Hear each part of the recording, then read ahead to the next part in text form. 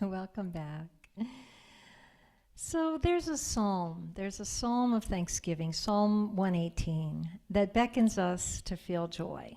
It beckons us to find joy right here, right now, in this present moment. And you all know it. This is the day that the Lord has made. We will rejoice and be glad in it. It's actually much better if you sing it.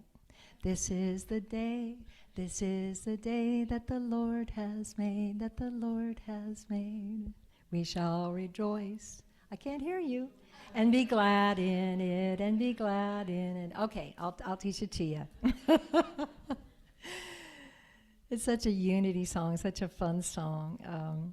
There was a place in Sacramento, I used to speak all the time, Unity in Sacramento, where they would come marching in. The ministers would come marching into that song.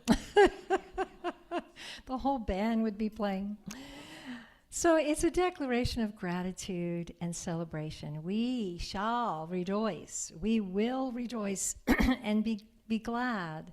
And it urges us to find the blessing that the Creator of all life is offering us today. The blessing that the Creator of all life is offering, even in, and maybe especially in, all the challenges of life. What can you rejoice in today? What can you be glad about? Can you tell me one thing? What was that? Being alive, community, breathing, freedom, food, yeah. Cats. Nature, yes. Laughter. What? New beginning. Nice. Music. Oh. Singing. Dancing. Havara. Yes. Yes. Wonder. I like it. I love it. You have plenty of things to be rejoicing about. There's a wonderful quote by E.B. White, who wrote the Charlotte's Web. I've quoted this quote before, but it is just one of my favorite quotes of all time. He wrote, and it expresses a deep riddle about how we live life. How do we live in this world? So he wrote, I arise in the morning torn between a desire to save the world and a desire to savor the world. This makes it hard to plan the day.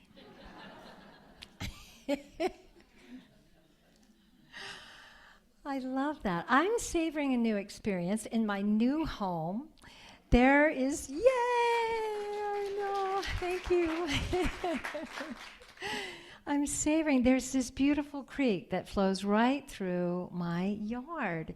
And that peaceful sound, I just open the window. I spend hours in the bathtub just listening to that creek, that sound.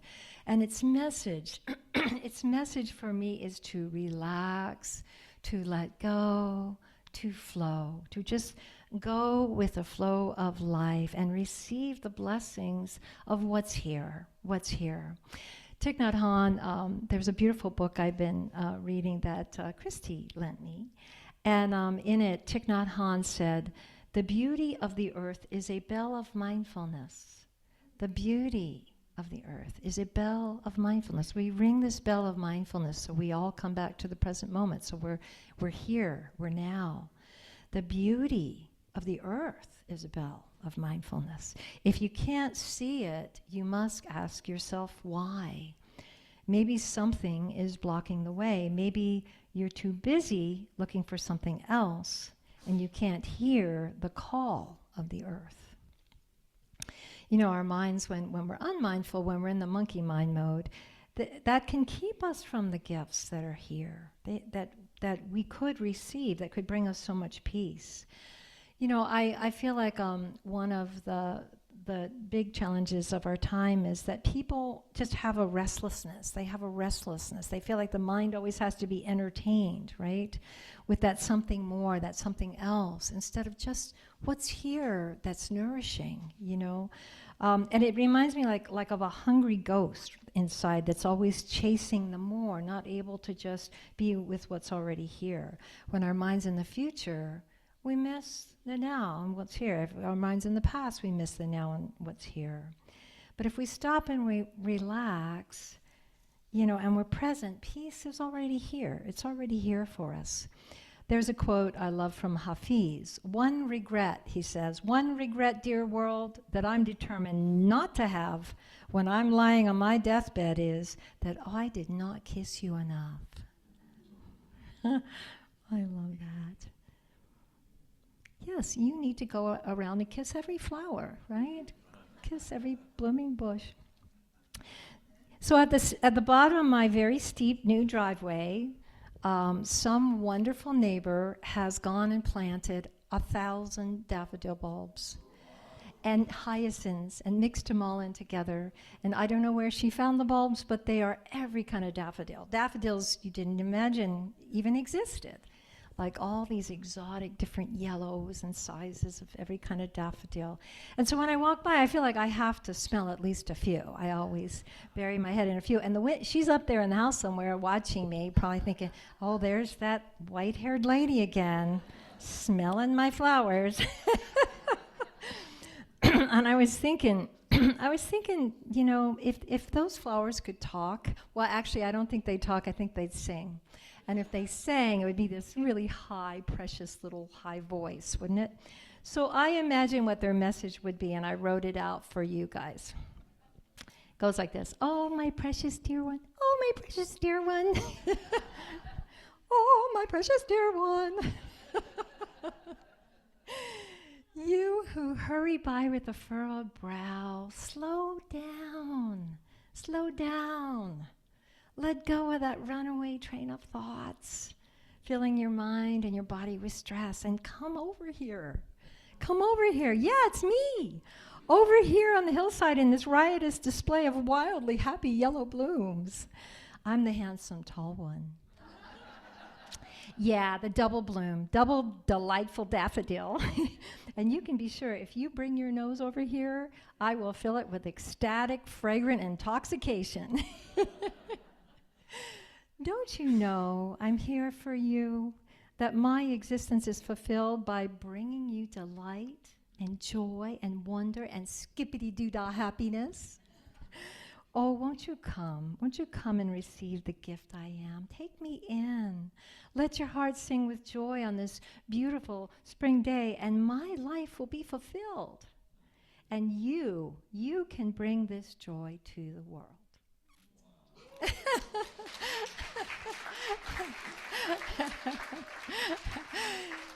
I did my writing practice, Anna. The message from the flowers. Yes. Yes, thank you. Thank you. I know. You have to come see my driveway. Oh my goodness. It's so crazy. It's so beautiful. So to rejoice in the day, rejoice in the day the Lord has made, to rejoice in the gifts all around us of abundance and beauty and grace, it uplifts our hearts. And that gratitude is a high vibration. Eric Butterworth always said that gratitude is a causative vibration. It causes more things to be grateful about. It brings and attracts. It's such a high vibration. It brings well-being and attracts greater well-being. What? I'll bring some pictures. Well, next Sunday, we're going to be online only. We can't use a Havra. And I was going to put up a screen, but then I thought, no, you probably all want to see my house. So maybe I'll show you part of it. So once we have sufficiently savored the world and savored the gifts of this moment, we're fortified. And then we have the energy to bring our attention to what in this world needs saving, right? What needs support, what needs us to outpicture our values, our highest values, and our dharmic purpose.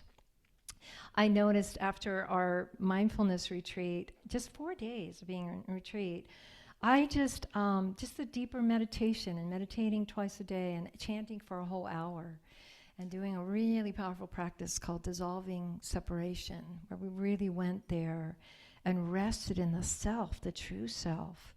I felt such a deep touching of the eternal being that you touch in every now moment. It's like the eternal now. The eternity is touched in the now moment. And then I noticed when I returned to the world and listened to my partner with his concerns about the world and all, that I just had this deeper equanimity and just kind of this deeper dispassion is what the Buddhists call it. It's more of a freedom that you get when you really touch the absolute reality and you rest in that. When you rest in that, then you come back to this world and you're so refreshed and you're not identified with what's happening here, but you care and you want to act to help the world. But you have a freedom, you have a freshness, and that's the importance of savoring, because we have to go dive into that which refreshes us. In Thich Nhat Hanh's book, it's right there, I'll show it to you in a minute. Let me get it, see if I can get over there and show you. Zen and the Art of Saving the Planet. It's fantastic. In fact, I think we should do a book study group with that book. Thank you, Christy. So he writes in that book that there's a deep acceptance that we can cultivate with impermanence when we touch the absolute reality. And that, he writes about how the world has had multiple mass extinctions. This world has got a long history. There's been a lot of mass extinctions. They've taken thousands of years to then come forth with new life. And the instability of what's happening in the world can bring up fear. It's natural. It's a natural human emotion and despair and sadness. But we can train ourselves to touch eternity. That's what we do in retreat, and it's not hard. It's just, and when we practice together, one mindful breath can return us to that awareness of the self, to that ultimate absolute reality. And remember, in that true self, there is no birth, there is no death. After extinction, life will reappear in other forms. I don't know if humans are going to go extinct, but I think that we should just face, if we have fear, we should just face it, and get to a place where I know when we work with Gangaji, she always has people that come up on stage go into their fear. Whatever they fear most, she'll have them go right into it and find peace with it. And find the place that can embrace it, because that place is actually untouched by it. And it's the place in us, the absolute, that embraces the temporal in us and brings comfort to it, right? So making peace with impermanence, it's not resigning. It's not resigning to our lot. It's letting go of fear and moving from a place of peace, of inner peace, right? So we fortify our being through savoring, right? Through touching eternity. And then we can bring the clarity and that fortified energy to our action, to our dharma, our life's work, our purpose. I love the word dharma. It's used in different ways, but it means living our highest life purpose. That's how I like to think of it, living my dharma. Karma means action, and we're in a world of action. We kind of can't get away from it, right? And all our actions have cause and effect. And so, of course, we want our actions to be effective as possible. My prayer most often anymore is to be helpful. It's just to be helpful. It's like, I just hope that this on Sunday is helpful, and that whatever I do each day is helpful. That's my deepest prayer. So a good question to ask when we move from, the savoring to the saving, or the action in the world, is, what actions can we take to outpicture our most precious values? And that's where I've talked to you about, who's your heroes, and we talk about our spiritual teachers. Many of us have many spiritual teachers we've had in our lives, and our spiritual ancestors, Jesus, Amma, Gandhi, Mandela, Thich Nhat Hanh, the Dalai Lama, Martin Luther King. They embodied a balance of awakened or awakening consciousness And they also put that consciousness into action, right? Their spirituality was one with their activism, and their actions were being for peace and justice and equality and love of all beings, and honoring and respecting everyone's right to life, liberty, and happiness. You know, when I think of Jesus' teachings, he was such a defender of the marginalized in society. And so when we wonder how we should act, we can contemplate, what would Christ do? What would Jesus do? That's a good question. I ask all the time, what would Alma do, right? Because I've spent so much time with her. You know, with Jesus, he was passionate about equality and treating everyone equally. And he said that true greatness lies in serving others, not seeking power or wealth. And he wanted us to take care of each other, all others, especially the poor and the vulnerable. You know, for 25 years living in Mount Shasta, is Dawn with us this morning? Is Dawn? Oh, there she is, Missy Dawn. 25 years living in Mount Shasta, every year around Christmas, I would do a Christmas program as a benefit for Meals on Wheels. And Dawn, who's waving, wave Dawn, say hello. Dawn runs Meals on Wheels in Mount Shasta, and she has run it for, 30 years, something like that, very long time. She's still running it. And I was so concerned to hear that Meals on Wheels has been cut, that 40% of the staff that runs Meals on Wheels has been cut. And, people were laid off. People were laid off, 40%. And I know families that depend on those meals. I actually have relatives that depend on those meals. And so should we stop feeding people, or should we defend that program, right? That's, it's like finding the place we feel passionate about and putting that love, that cultivated energy into action. I think of the words of Jesus, whatever you do to the least of my brothers and sisters, you do to me. There's an inspiring story, a true story I remember of Mother Teresa. She got involved in a war situation back in 1982. There was a war between Israel and Palestine, the PLO. And Mother Teresa, there was footage of this. There was somebody with her. She heard that a children's hospital got bombed, and that children were there, stuck in the hospital, and nobody was going to go get them out because they were afraid they would be bombed too. And she insisted on going there. And she asked for a ceasefire, but they'd already had one and broken it. But without knowing for sure if she'd get bombed or not, she went. She let it be known she was going to go get those children. And so somebody had a camera, and she walked in that hospital, and she went up to each child. And they're just laying in, they look scared to death. And she's just going up to each bed, and she's just like embracing these children. She's got a group from the Red Cross with her. And one by one, they carry these kids out of the hospital. And they end up saving 37 children that day. And I just, when I watched the video of this, I cried. Actually, years ago when I was touring, I'd go to churches where I could show the video, and I would show it, and everyone, there wouldn't be a dry eye.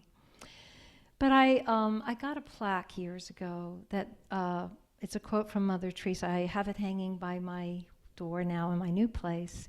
And it says, we cannot do great things, but we can do small things with great love. And, the act of saving those children to Mother Teresa, maybe that was a small thing, to her and her world, but she did it with great love. But, for many, what might feel like a small act to us could be life-saving to someone else, right? I remember another interview with Mother Teresa. The interviewer asked her, do you think you can really make a difference?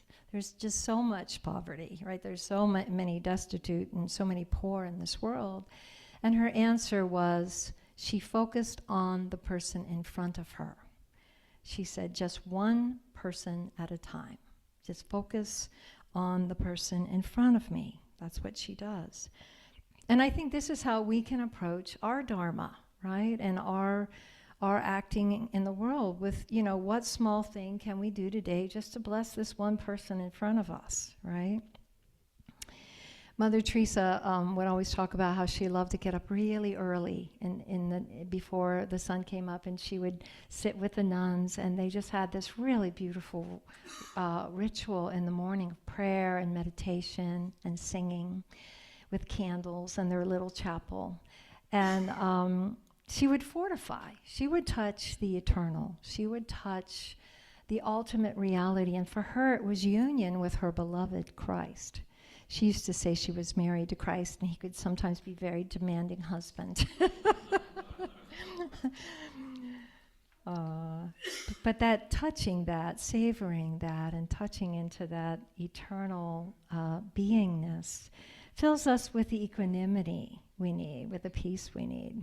There's a quote from the Bhagavad Gita, chapter 2, that reads, "Finite bodies have an end, but that which possesses and uses the body is infinite, eternal, and indestructible." So we touch that absolute reality, and then we're able to move more peacefully in this ever-changing, impermanent world that we live in. So here are some beautiful words. They're I think the very last paragraph in that book from Thich Nhat Hanh. He wrote, "Mother Earth needs you right now. Mother Earth needs you right now. She is calling out for your help. She needs you to be love, to be light, to be peace. You have light in you. The energy of the bodhisattvas is in you." And he reminds us, when we feel disheartened or despair, whenever you receive devastating news or witness injustice or feel helpless and full of despair, please remember first of all to come back to your mindful in-breath and out-breath. Your mindful in-breath and out-breath. Don't do anything or say anything until you have touched that calm, that peace, that love. So I want to conclude with some words that are actually so similar to those words from Thich Nhat Hanh that I wrote in a song years ago called "Peace on Earth." The words are, you are,